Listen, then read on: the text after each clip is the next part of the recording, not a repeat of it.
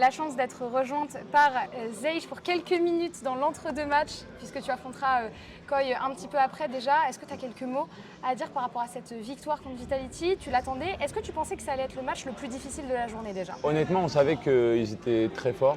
Après, on était préparé contre eux, on savait à peu près comment ils allaient jouer. Forcément, c'était impossible de faire la meilleure prépa possible parce qu'on a joué la veille. Entre hier et aujourd'hui, c'est impossible de préparer un match entièrement. On a fait en sorte d'avoir au moins les bases, savoir à peu près leur positionnement sur la carte, comment ils se déplacent, etc. C'était comme un livre ouvert, genre on savait à peu près. Magnum, il a tout capté, il a compris comment il jouait et c'était good. Et votre binôme, j'ai envie d'en parler, votre binôme à Eng et toi, forcément on vous voit sur les caméras vous tenir par la main, célébrer toujours chaque round. Comment est-ce que cette synergie, vous avez réussi à la construire? Comment est-ce que vous travaillez aussi bien ensemble finalement? Au début, j'avais vraiment du mal à trouver ma place dans l'équipe parce que quand tu as une personne qui a autant de charisme, tu vois, et qui a autant de respect depuis longtemps, c'est dur de, entre guillemets, se faire sa place. Et moi, je ne suis pas comme tous les assistants coach.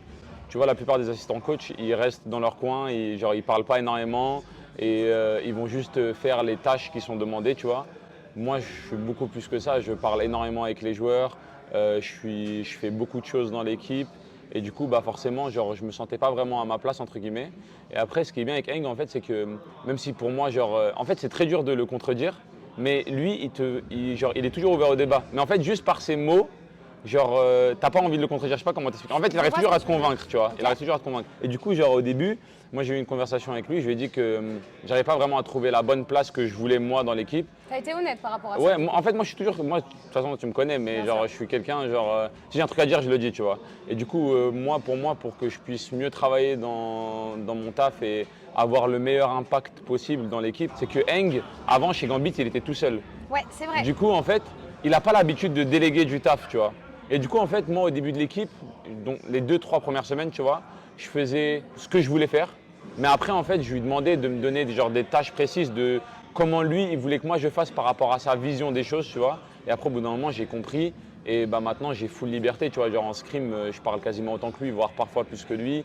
Il me laisse faire ce que je veux, il me full trust. Et je crois que c'est arrivé une seule fois où il m'a dit de m'arrêter de parler parce que j'avais dit un truc où il n'était pas d'accord et c'est normal, c'est lui qui choisit la vision de jeu de l'équipe. Si je dis un point où il n'est pas d'accord dessus, il le dit et moi je full respect, tu vois, je vais pas être en mode sur la défensive ou quoi. Puis vous en discutez quoi, ouais. Il arrive à t'écouter Oui. même s'il a beaucoup d'expérience. Il me fait full confiance, c'est moi qui m'occupe de la partie indiv avec les joueurs. Je regarde très rarement la POV de l'équipe, je suis tous les jours focus sur un joueur. Sur la micro du coup? Ouais.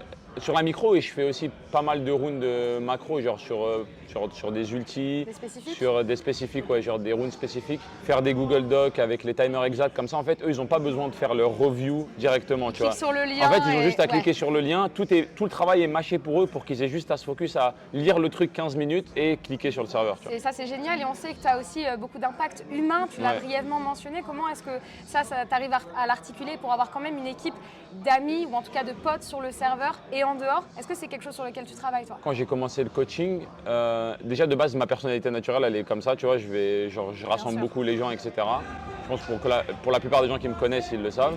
Et moi, quand j'ai commencé le coaching, je savais que le coaching, même si c'est dans l'e-sport, c'est pas que le jeu. Et du coup, j'ai lu énormément de trucs sur la psychologie, sur comment faire en sorte que des gens performent le mieux possible. Parfois, tu as des joueurs, dans certaines équipes, ils vont être trop nuls et dans une équipe après, ils vont être les meilleurs. Par exemple, tu regardes Texture là qui est chez Genji, chez Global eSport, il n'était vraiment pas fort. Et là, chez Genji, il se qualifie à Madrid, au Masters, il est trop fort, il carry les games et tout. Et en fait, c'est juste l'environnement dans lequel tu mets le joueur, tu vois. Et moi, j'essaie toujours de faire en sorte de transmettre déjà mes valeurs que j'ai, comment je me comporte avec les gens, comment on doit se comporter en équipe pour tirer le meilleur de tout le monde, comment parler à ses coéquipiers. Si par exemple, on a de la frustration, sortir cette frustration-là, parce qu'il ne faut pas la garder en soi, mais il faut la sortir d'une manière où ton coéquipier va comprendre, c'est ça en fait. Et du coup, moi, tous ces trucs-là, bon, c'est le travail de UN, mais en fait, moi, en fait, les joueurs, ils me prennent un peu comme un grand frère. Dans toutes mes équipes, ils me prennent tout le temps comme ça. C'est l'impression en fait qu'on a de l'extérieur. Ouais, c'est ça en fait. Et du coup, en fait, moi, toutes les informations que j'ai, par exemple, ils vont venir me dire un truc. Parfois, c'est pas dans mon champ de travail, mais je vais aller voir UN, je vais lui dire ouais, là, Magnum, il m'a dit ça, va travailler avec lui sur ça. Ou genre, ils vont me dire un truc, et je vais aller voir Eng, je vais lui dire il y en a un, il n'est pas content de ça. Je pense que peut-être on pourrait parler avec lui pour voir comment on pourrait améliorer la chose et tout. Parce qu'en fait, ils viennent me voir moi pour tout me dire. Et du coup, moi, Ok. je transmets Le les Simon informations. un peu de l'équipe, du coup, tu c'est fais ça un peu le lien entre tout le monde quand il y a Un des peu. choses à dire qui sont pas faciles à dire ou ce Exactement. genre de choses. Ok, très bien. Et du coup, parlons peut-être brièvement du tournoi. Je voulais te demander un petit peu ton avis, ton opinion. On aimerait d'ailleurs t'avoir sur l'émission de Fatih un jour, je te le dis, c'est ma take.